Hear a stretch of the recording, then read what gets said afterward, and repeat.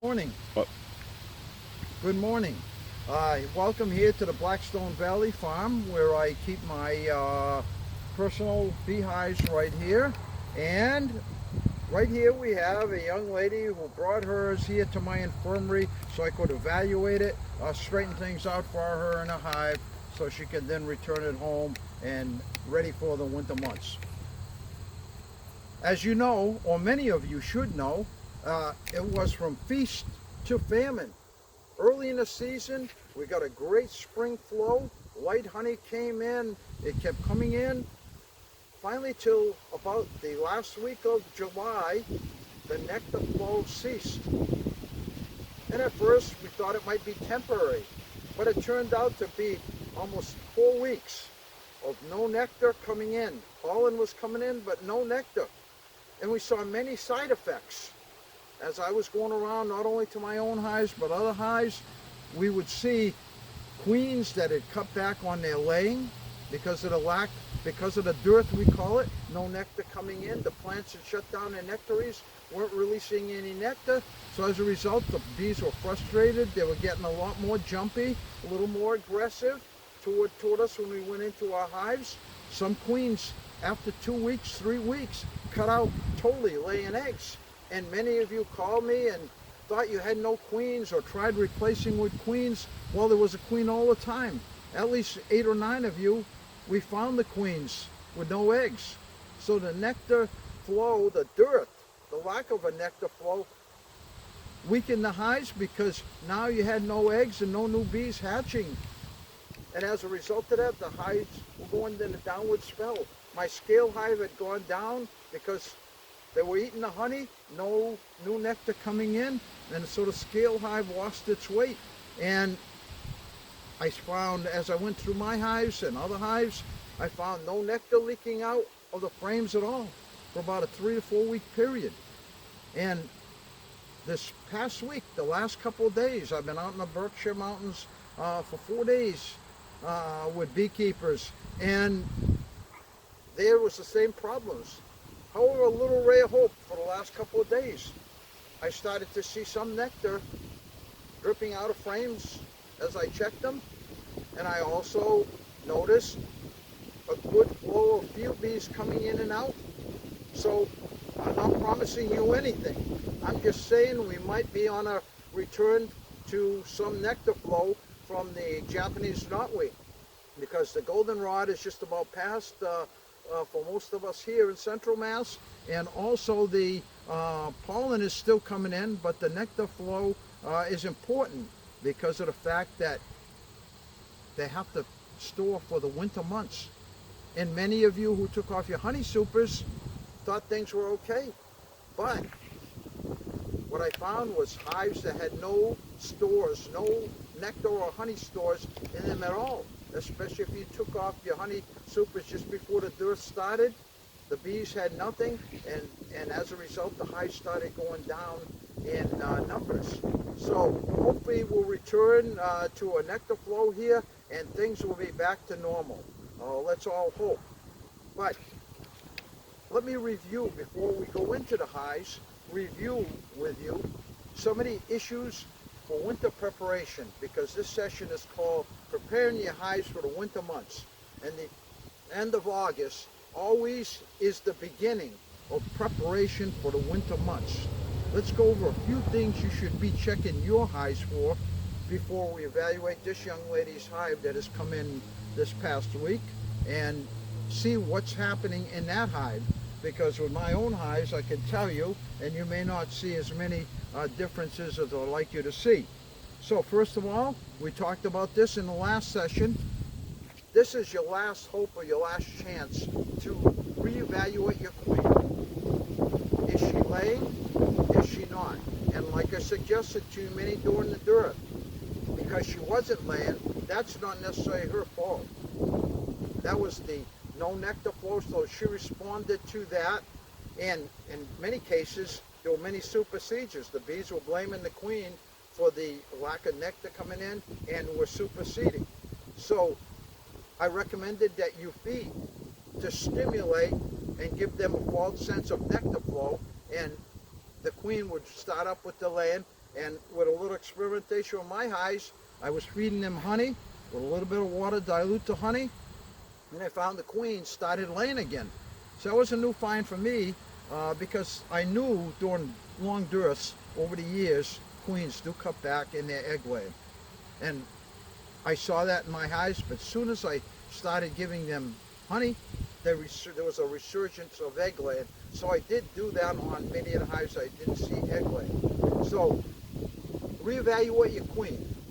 But like I say, be sure it's not because of the dearth. You might want to do some stimulated feeding right now to get that queen laying. And if she was a good queen before this dearth, she's probably a good queen. And you don't want to take her away when she is not at fault for what's happening. So evaluate your queen, a nice brood pattern. Remember, always now is important, because the 2 months of September and October are the 2 months of brood rearing, that those are going to be young bees going into the winter cluster. They may look strong now, but if you don't have 7 to 8 frames of brood during September and October, when you look into that hive in December, you're going to find a small cluster because of the fact that you didn't have that 7 to 8 frames of brood during September and October. And by January, the cluster will grow really small before the queen starts laying for the new season. So queen evaluation important. Mite issues. Right now, we're finding the mites have now come on in numbers, and those of you who haven't treated for mite levels, you should do an alcohol wash. Don't just assume. Do an alcohol wash and then treat as needed, because what you don't want is a parasitic mite syndrome collapse, viruses setting in, and then there's no hope for repair. So look at your mite issues, evaluate them, and treat as needed early on. This is kind of the last 2 weeks for mite away, which gets under the cappings, and that's where many of your mites are right now. So it would be advisable to look, and very quickly with this warmer weather we still got, to treat with mite away. After the middle of September, mite away is not going to be as effective, not get as many under the cappings, so you want to get them now while the temperature's 70 to 85, especially the first 5 days. The last 2 days not so important. Third issue, this is your chance. You want to look for abnormalities, I call them. You want to look for signs of something going wrong. Puncture marks in your cappings that might signify something is going on, and you can always call the inspector or call a mentor and find out what it is so you can rectify the situation. You don't want to let this go into the winter months, because it's going to be the same in the spring. And so you're looking for things like pupa heads, white pupa heads in the brood cappings. You'll see the heads in some, and some the head has been chewed off, it's been decapitated, and they're pulling out the dead pupa that the mites have killed under the cappings. The bees know it's dead, it's not respirating, and therefore they uncap it and pull it out.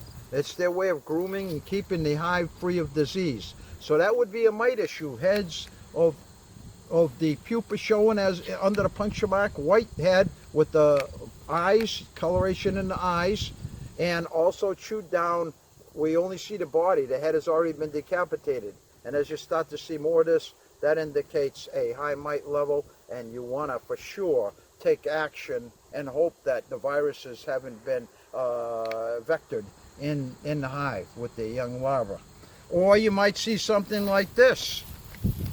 Larvae looks like they're melted with yellowish, brownish color. It could be the stress from mites, and it could be, in this case, European flower brood. And you don't want to take any chances of that going into the winter months with European flower brood. Between these two, it will take down your hive for sure. The mite issue and stress bringing on European flower brood or sac brood. And so check for abnormalities. You've got to really have a keen eye looking for tiny little punctures, opening them up, and making sure that under those cappings, you've got a bee, and the uncapped larva should be, as I'll remind you, C-shaped, white and glistening. The uncapped larva should be white, crystalline white, shiny, C-shaped. If you're seeing, like I say, if you're seeing larva like that, then call the inspector or call the mentor that you have and find out what it is, so you can take action and treat and get it cleared up before it's too late. So those are issues, abnormalities I call them, in the hive. Now, feeding. Many get very anxious, and feeding because they had nothing in the hives, because high and dry, is one thing. But if they've got honey in the hive, that's fine. Just keep aware of the rule. 8 frames of brood, at least 2/3 filled. Crowns of honey at the top are okay, pollen. But in some cases, some of you may have too much honey, and if you're feeding, they're going to store that. They're going to store everything right where there should be brood, and you're going to honey bound or sugar bound your brood chamber, and then the queen has no room, and you don't get the full 7 to 8 frames of brood for the winter months. So feeding and how much to feed, you don't want them starving. You want to make sure there's nice crowns of honey or pollen, and hopefully it'll be nectar with the coming weeks with the Japanese knotweed nectar coming in, and hopefully that will be able to be some of it, because keep in mind, taking your honey like with honey supers and then feeding sugar syrup, it's not good. Sugar syrup has no nutrients whatsoever, whereas the honey has all kind of nutrients the bees need. And a wide variety of nectars gives them a wide variety of nutrients so that they can stay healthy just like us. We need to have a balanced diet on many things to stay healthy. So feeding, if you've got honey, your own honey. Never buy honey from the store. Use it because it carries bacteria and you could infect your hives. So use your own honey, or if you have a trusted friend and you've checked their hives, they have no disease, then you can use their honey and you can feed it back to the bees. And a good way of feeding, especially with the colder weather, is the top feeders. It's cold in the mornings, at night the bees can't get up to the food. Jar feeding, I find, is the best method. 8 or 10 holes in the cover, 2 to 1 sugar syrup, 2 to 1, 2 sugars, 1 water, and then you're going to put this above the hole on your inner cover with 2 sticks, about a 1/2 inch, and the bees can come up, get the sugar syrup, and you'll find the other bees come around the neck of the jar warming the syrup, because with those cold nights and cold mornings, they've got to warm that syrup up for the bees to consume it. And so as a result, this is the best feeding method with the cold weather coming on. Otherwise, the top feeders, the outside feeders now, first of all, are going to cause robbing, so I would highly not recommend outside feeders, Boardman feeders, because that's going to bring about robbing. And when you're feeding up above, you want to close off your notch up here temporarily, because robbing, they can't defend up above the inner cover. So as a result, robbing is a problem. So make sure that you don't have excessive openings or up on your inner cover, your outer cover up on sticks to allow space for ventilation. There's a delicate balance there as far as ventilation and feeding and what you need to close off. But this is the best feeding method for the fall here, prior to winter, preparing for winter, so as to really what's going to happen, so you understand feeding and balance, that delicate balance between brood and feeding. Right now, those 8 frames you want to keep for brood, at least 8. By the end of October, early November, what happens is all the brood is hatching. There's very little brood. By the end of October, you've got till Thanksgiving to feed sugar syrup, and now or in the case of honey, hopefully they're going to have their own honey, but I'm talking if they don't have a great nectar flow, then you're going to have to better this than nothing then sock the sugar syrup or the honey, if you have it, to them and let them fill up these 8 frames in the top brood chamber full of honey. That's okay at that point. And that way, as they move up, they got plenty of honey, and when they start their brood rearing at the middle of January, then what happens is they've got the honey right up above them, and they can keep warming it up as they move up through the cluster. They got their brood right there. They can feed the brood, make the bee bread with the pollen in the honey or sugar syrup. Hopefully not the sugar syrup, because bees, my dad knew back in the 50s, sugar syrup was not healthy. He'd find things like chalk brood, sac brood, other that are caused when bees aren't fed right with honey. It's like anything. Bees collect nectar because they know it's got nutrients, or instinctively they collect it and got the nutrients to keep them healthy, their immune system strong. So feeding is important, but now just to make sure they've got enough food to survive on and raise their young. Not to fill up the whole brood chamber, honey bound it, and find out now you only got 2 patches of brood like this going through September and October. That's not going to make it, because there's going to be more bees dying than are hatching, and you're going to have a small little cluster come December when all these older bees are dead. So that's feeding, a little bit on feeding. Honey versus sugar syrup I talked about is that honey is much more, and I even find brood rearing is much better with honey versus sugar syrup. It will stimulate them, but not nutritious. Honey supers. Now, as we get in, many of you may still have honey supers, hoping, but you may want to let that honey super and what you've got in that honey super stay on there. Don't extract it. And wait. And then, if you find by the end of October, there's not much down below, and you've got a honey super full, you can put the honey super above your inner cover, and if they don't have food down here, you just put that honey of theirs in the honey super up above and outside of the nest, and they're going to go up and take that down with the cold weather coming and put it into the brood chamber. And that way, I know you sacrifice the honey, but you're doing it for the bees. For the bees, I think all of us want to save our bees and let them winter, and we'll sacrifice the honey ourselves. And that's what I hear as I'm out there, is that they want to save their bees, which is a nice, hear that is a nice thing. So the honey supers, that's what you do. If they're nectar and they're not capped, also, they'll take that down, they'll fan out the excess moisture down below in the brood chamber, and now they've got honey that they'll cap over, and they've got a nice full top chamber. 80 to 100 pounds is what it takes to winter bees over up here in the Northeast.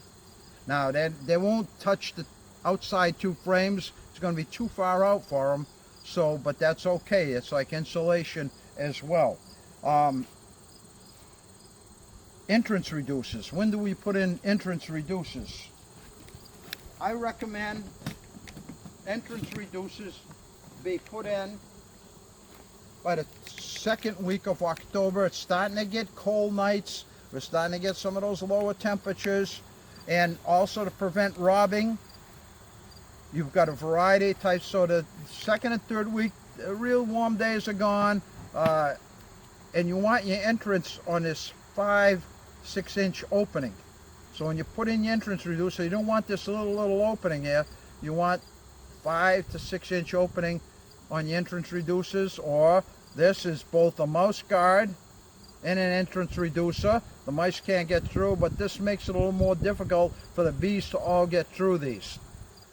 Or you've got this, which also sometime on a warm day and they're collecting nectar late in the fall here, then this clogs up the entrance. They have a hard time all squeezing through, in and out.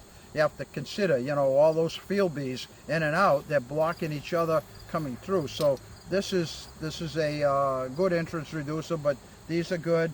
This one the mice will chew through once you get the colder weather in their winter cluster, whereas these two the mice can't chew through. So that's the advantage there. Now, as far as wrapping, that's a positive and a negative, and as many do it, many don't. It's a personal thing, but you've got to watch the ventilation is the key. They have ventilation. You can buy insulated black. What this does is draws the heat from the sun. It's around the hive. It keeps the temperature a little warmer, but with the air and temperature from outside coming in, the air coming in, unless it's in the cluster, it's not going to be too much warmer than the outside temperature. Down the bottom corner of the hive, the temperature is only going to be probably 5 to 6 degrees warmer because that cold air is still coming in. It's only in the cluster they keep that 93 while rearing brood, and 65 to 70 when they have no brood rearing in the hive. So this kind of insulation is okay, particularly windy areas. Just be careful you leave enough ventilation, and I'll talk about that as we get into the hives. Some methods, if you're starting to see a lot of water or moisture on the inner cover, on the outer cover, turning black, moldy, that means you haven't got a good ventilation going through that hive, and you need to ventilate. And we'll talk about putting popsicle sticks on the rims of the super. You don't want something large so bees can rob in the fall, but these I wouldn't put on till after Thanksgiving. It's still warm days, and with the sun beating on this on a warm day, it's going to be pretty difficult for the bees to keep it cool enough for the brood if you still got brood. Now, two other issues, and then we'll go into the hive. Swarming, late season swarming. I got a call yesterday from a beekeeper, had a swarm about 35, 40 feet up. It was here in Worcester County, and called me, what should he do?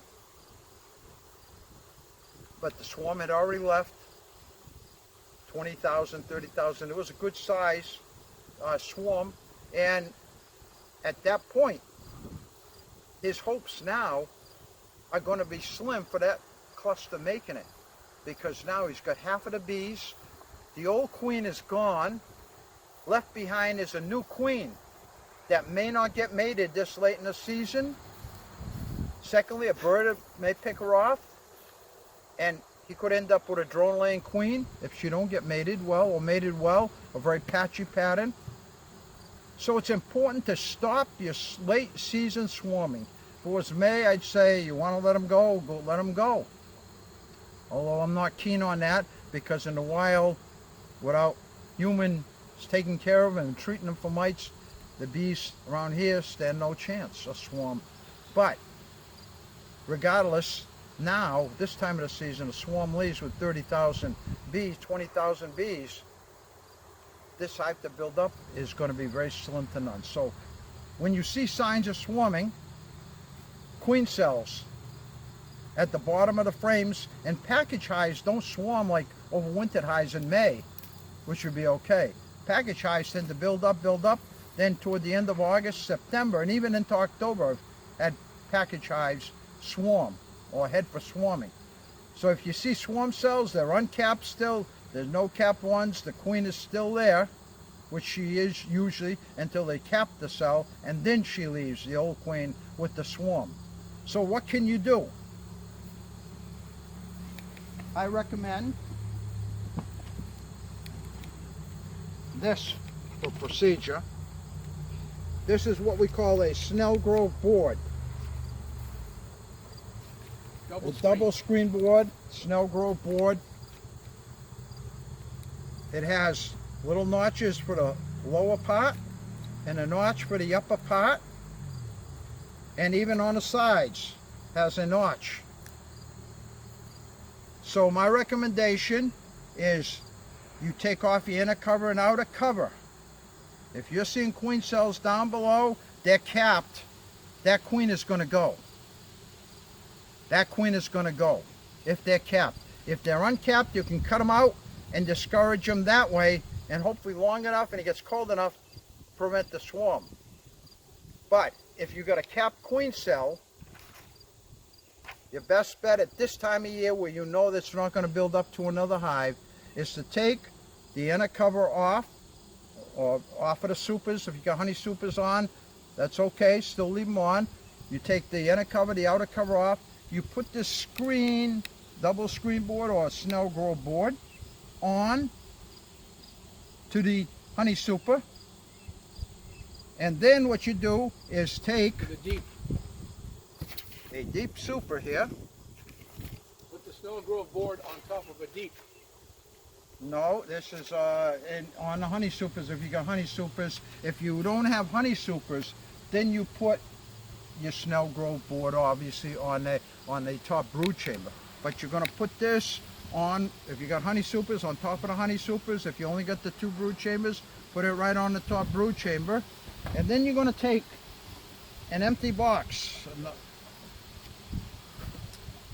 and you're going to take the old queen out with a frame of brood, put her in here, and 3 frames of brooding bees. Make sure you take plenty of bees with this colder weather, colder mornings, colder. So when you're taking your, make sure there's plenty of bees. Don't smoke them so much they come off the brood and then you're just taking the brood because you wasted 3 frames of brood. Take plenty of bees. They should be fully covering the brood. Put them in here with the queen. Leave 2 queen cells, capped queen cells down here. Cut the others out. And what you're going to do here is you're going to open, not to the front here, you're going to open the notch. So 2 things. The bees up here can get in and out, or you can do the back one. There's one on the back, one on this side. So you open up the notch on either side or from the back. From the top. Of the top one, the top notch, so you're giving to these bees here. And then what you're going to do, the frames you've taken out, put up here with the old queen that's going to keep laying. And you're going to then take some of your other built out frames that you've got and fill the box here so this queen can have room to lay. You might even want to take some built out frames from down here, because that queen is not going to start laying for a while if she makes it to a mating flight.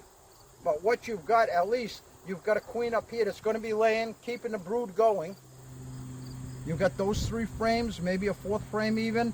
And what you've got is some empty frames built out, and she's going to keep laying, building brood for this hive. And we'll talk about how that happens. Down below, it's going to take another week for the queen to hatch out, go on a mating flight, and come back, start laying.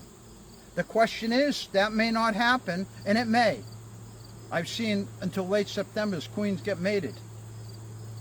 And so she's going to start laying if she gets mated and makes it. And if not, you're going to realize she hasn't made it, got picked off by a bird, or she's not laying anything but speckled, means could be not mated, drone layer. And as a result, you still got this queen laying, and if you see that, you take her out. But if she's a good queen and you find a nice brood pattern down here, now you've got a queen laying up here, you got a queen laying down here, both building brood until the second, third week of October. Let that go. And then you take the Snell Grove board out, put a piece of newspaper in between. You have to take one of the queens out at that time. It's a tough choice, I know, but somebody may need a queen. And if not, takes a quick crush of the head, and that's the most painful thing that I have to do, and I won't do it for anybody else. I have beekeepers saying, you do it. I won't do that for you. You do it. Everybody has to understand that feeling. I have that same feeling. And so now you got 2 queens. If that's successful, lay until the 3rd week of October. Now you combine them. You got one strong hive. And whichever queen you choose, she may still continue laying until mid-November. Because I suspect this year, where they had cut back on brood rearing, that there may be an extended brood period going into November, which I've seen in the past. That's why I make that speculation. I've seen it in the past, in that the queen has laid later. Last year, where they ended the 2nd week of October, the queens cut out laying, but then guess what? December 11th, one of my scale hives with the computer on it, and December 14th on the other scale hive, I could tell it was 93 degrees. And I knew there was brood. So, and then opened up in January when I opened up those hives, bees hanging from the inner cover, putting sugar patties on there. They were just full of bees, started early brood rearing. And a strong hive can do that. Whereas if you don't have enough brood and you got a weak cluster, they just can't start brood rearing. If they do, there's only a little patch of brood the size of a quarter, and I've seen that. But a strong hive with a lot of bees to keep the brood warm, you're going to have an extended, nice brood pattern. They're going to build up, and particularly if you feed them sugar patties and put pollen that you trap right in, that's going to put the pollen right close to the brood nest, and they're going to start brood rearing early. That's one of my secrets, but I shouldn't be giving away. I keep saying, I just keep giving away too many secrets. Everybody's going to be successful, and what good will I be? So anyway, that's swarming. You have to prevent it. I can't emphasize. The gentleman yesterday, that I won't mention the name, but he called me. He was desperate. He knew he's huge swarming. There's nothing he could do. So keep your hive from swarming. Make a weekly check. What you do is lift up your top brood chamber, look underneath. Do you see any queen cells? Once a week. It's going to be a small percentage, but there's always that 10%, 15% with late swarms, particularly with package hives. The winter hives have already completed their swarming pretty much, and it's with the new hives, that the package hives or the nuke hives, that you get that kind of behavior. Okay, and finally, the other last issue, and then we'll go into the hives, is superseizure. I must have gotten 30, 40 calls, people seeing superseizure cells in the past 3 weeks. Cause they're blaming the queen. I speculate they're blaming the queens because they're excellent queens up to that point. And as a result, a superseizure cell is only 1 or 2 cells up on the middle part of the frame. That's superseizure, meaning they're just replacing the old queen. They're not going to swarm. They're going to replace the old queen. What do you do? Well, here's what I suggested to all those beekeepers. Cut them out. Before you do that, check to make sure the queen is in there. There's day-old eggs, or you see the queen and she's in there. Cut out the 2 superseizure cells. See what happens. You go back next week, you see the same thing, superseizure. At this time of year, I'd say, as long as the queen's in there, cut them out again. And maybe you can discourage them from superseding, because the superseizure at this point, it would take too long of a period for her, the new queen, to hatch out, start laying, and then 3 weeks later before the first eggs turn into bees. It's way too late. You're not going to have the number you need for a winter cluster. Your better bet would be, if she continues, maybe replacing the queen with a new queen. But you can't get queens too late in the season now. By the beginning of October, pretty much, it's pretty tough to get queens. So at that point, you got a superseizure that doesn't make it, number gets mated, you're in trouble. Unless you can find a queen from somebody that's combining, and you got a mated queen that you can introduce. You can always put her online, and you maybe get some offers. I say that to people. Put online and see what happens. Somebody may have a queen that they got to get rid of because they're combining, and now you'll be all set. Not to say that you're still going to be able to build up that hive that swarmed on you. But try to keep them from swarming by cutting out the queen cell once a week, and don't let them get to the point of a capped queen cell where the queen's going to go no matter what. So those are some of the issues we've talked about for wintering successfully. You're starting now. All of what I talked about as we go into this hive, you're not looking for each thing separately. You've got a lot of things you've got to have in your mind, so when you go through frame by frame, you're looking for all of these issues at one time. And I know that's complex for new beekeepers, because, you know, as it is, your heads are spinning, and you know, and you want that confidence that you're doing things right. but have confidence in yourself. It's a new hobby, and if you lose the hive, hey, it's sad, but you learn. And hopefully you put your learning to practice the next year so that you don't lose the hive.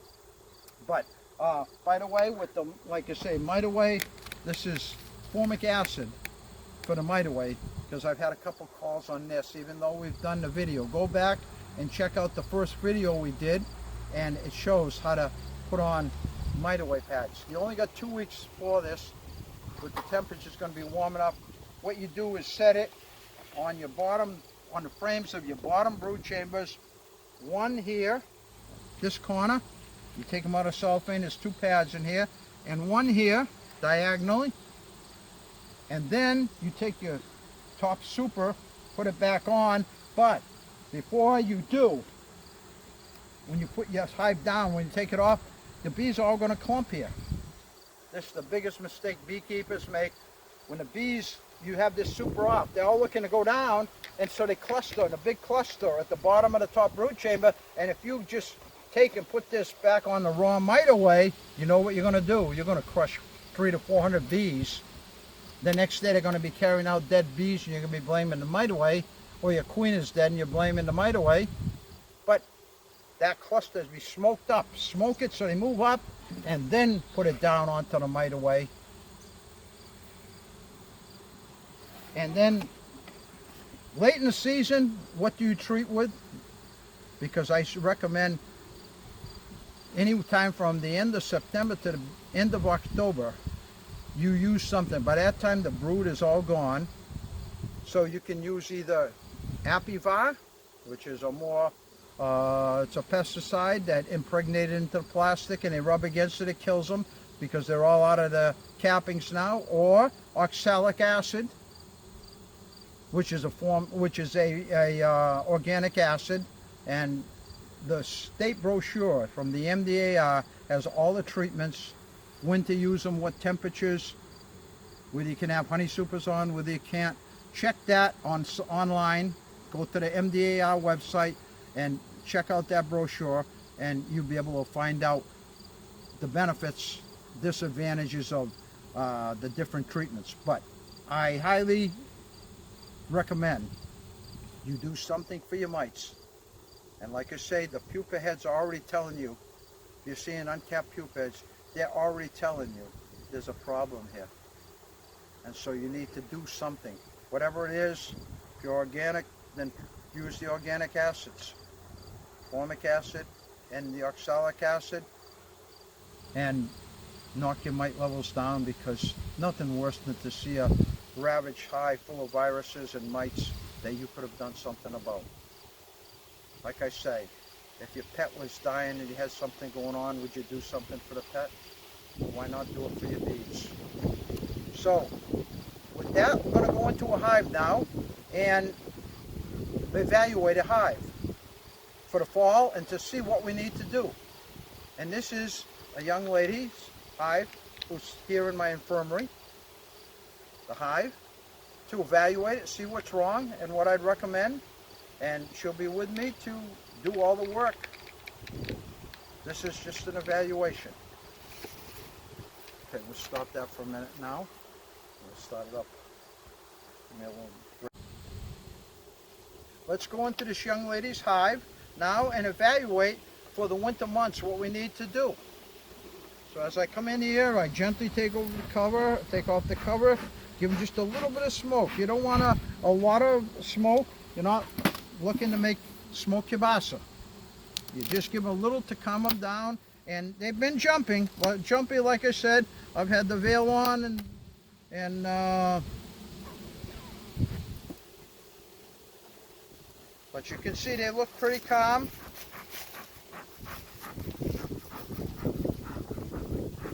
And she warned me, but I think she'd be impressed that they're purring like kittens right now. So we start from the outside and we evaluate what's in here. And this is exactly what I love to see on a frame. A honey crown up above with the white cappings, and 2/3 filled with brood and larva. Nice cap brood, no sunken cappings, no puncture marks, no mite damage I'm seeing. No visual signs of viruses. There's only a few of the viruses you visually can see, but they don't look greasy. They're not twitching with their wings. So as we look at the frame, I can see there's a nectar flow coming in because she's not feeding, and there's nectar in here. Nice shiny nectar right in the cells. And here's one with pollen, orange pollen coming in. And so this is a nice healthy frame. This is what you like at this time of year right now. You'd like to see at least 8 or 9 frames just like this with both brood and nectar.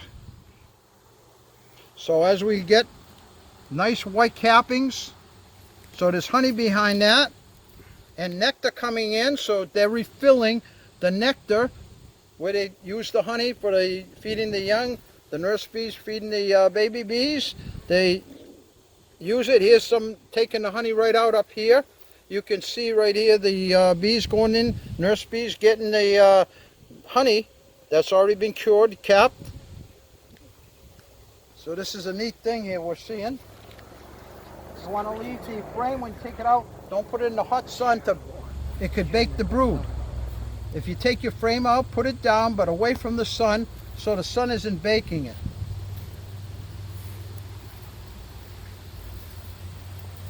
If I put that at this side of the hive, that sun would be awful hot on that brood. Now we go to a second frame evaluating. Well, look at this beautiful brood pattern, huh? This is gorgeous. This is more than 2/3 filled. But I can see her confidence, and she wanted me to evaluate, and she's done a great job. So Elizabeth, you're really doing a great job with these bees. You still got honey, beautiful brood patterns, healthy looking bees. Same here, they're covering it, and if you need to see the brood for puncture marks, just gently touch them like this, the back of your hand. Not with a glove that's been stung up, but with the back of your hand, and they'll move for you. If you go in this direction, they go that way. If you go in this direction, they go that way. And you can see the exposed brood, and seeing, here's a bee that's going to hatch. We're going to hatch. I'm going to deliver. You watch this up close. It's a bee chewing its way out. There we go. I got to be careful not to do brain damage. It's a gentle procedure. And there she is. It's a girl. New hatched bee, just out. That would have taken another hour and a half to get out of that cell. And she's met her sisters.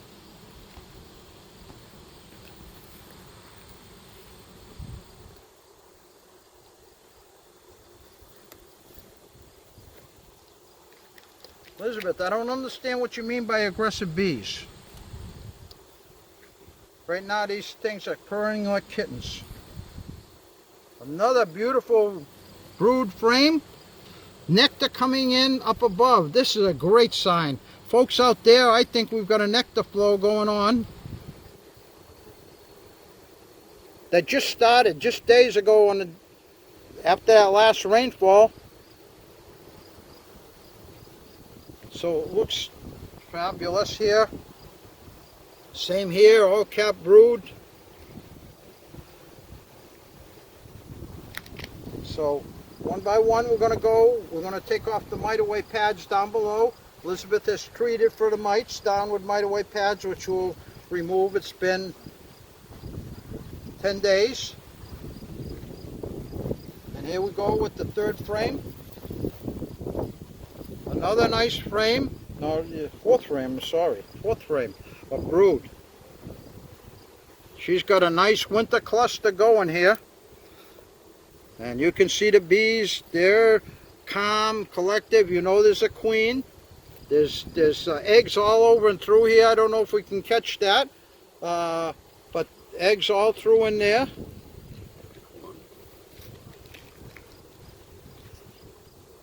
That shows that she's filling these frames right up with the honey in there. And obviously I think those eggs are fairly new because the other parts hadn't. I'm starting to see the eggs here, and probably with the new nectar flow here, it's stimulating her to lay the eggs. And I don't know if we've got the eggs in there, but that's what you want to see. As soon as they hatch, the queen should lay and refill those eggs into the empty cells.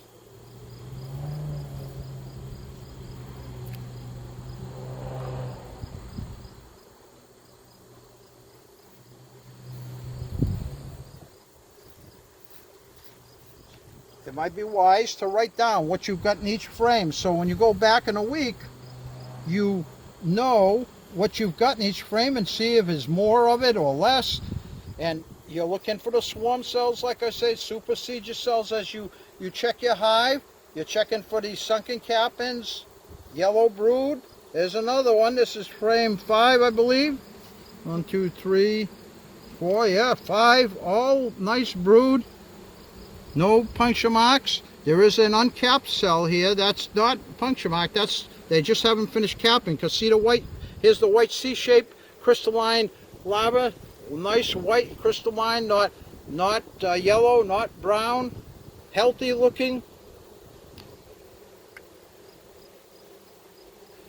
This side as well. Every frame here is either cap brood or take a look right here, all young larva that's 4 or 5 days old, ready to be capped. See, they're moving up. She started laying here and she moved up laying, and now they're capping upward. So you can tell where she starts on the frame, and because like in this one she started toward the bottom and moved up.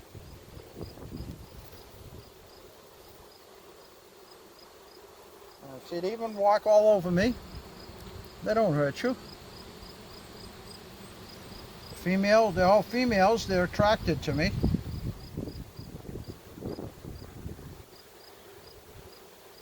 Another frame here. Queen on this side. Yeah. There's, let's see where she is. Right there, yep. You want to get her. Nice queen. Moving, doing a great job. Nice. No mite damage showing up because she just treated, which is a great thing that she did. I'm going to put her in. I don't want her in the sun.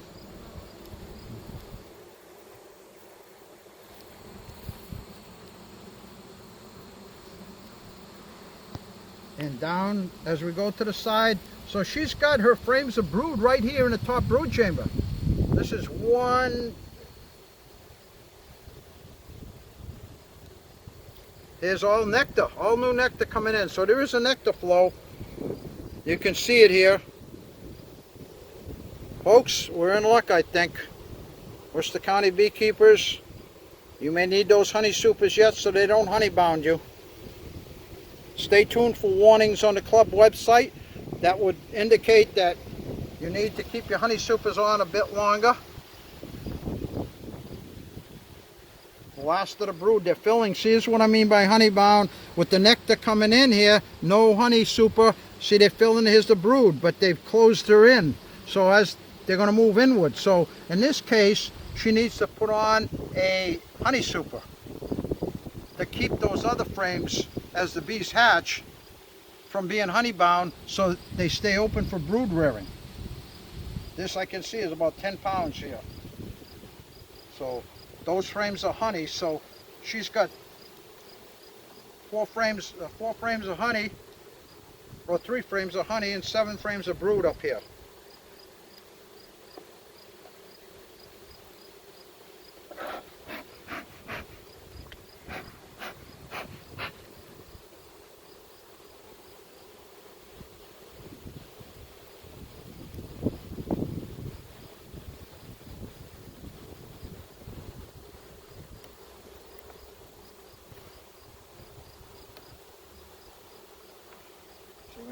We know now the queens are not up here, but we don't want to crush the bees. Give them a little shake. Down. Down. Now you notice how you shake them, they'll go right down into the brood chamber with very little action.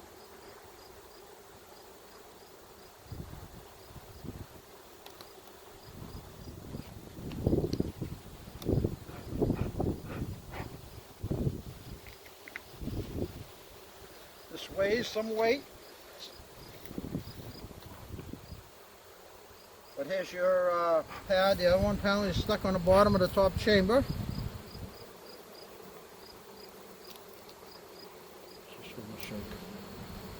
Now down below here we'll take a look. Most of the action, though, I can tell is up above, which is okay. We'll see what we've got down here in the bottom brood chamber, evaluate. But you'd want to go through your whole chamber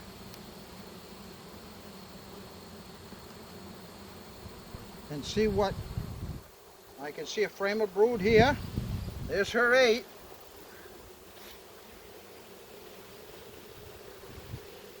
Yeah. Frame 8 of brood all open for her.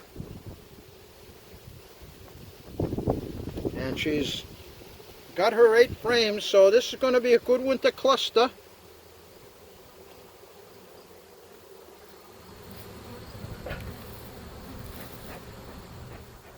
Notice this is only the second time I'm using smoke on this hive.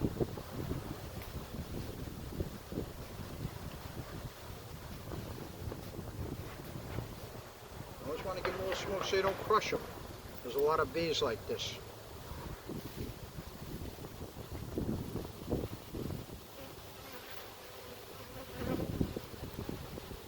Again, brood frame.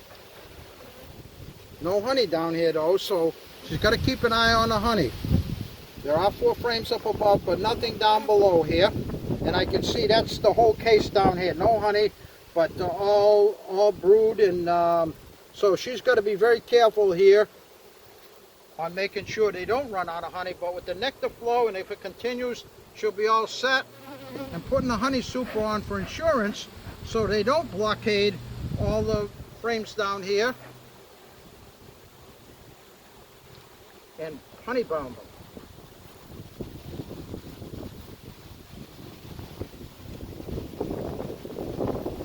So, as we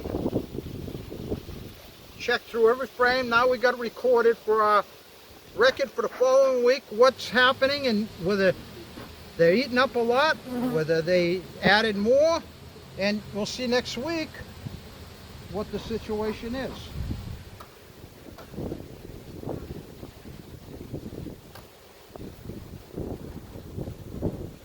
So when checking for swarming, this is the way you can do it, by lifting up, smoking a little bit, and looking if you got queen cells on the bottom that indicate swarming. And before you put it down on mite away, you want to smoke upward, so the bees go up, so you're not crushing a cluster of bees against the raw mite away and then blaming the mite away for doing it.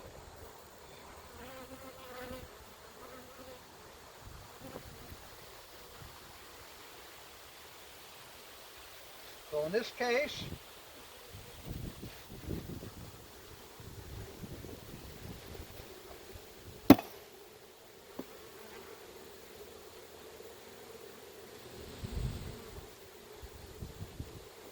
and you don't want to crush the bees on the outer cover onto the inner cover. So nice day like today, give them a bang, they'll all fly back into the hive. And then you close up your hive and you've done your inspection. And you know what you need to do. Now that I've given you instructions, what you should be looking for, what the bees need, you should be able to get your hives through the winter.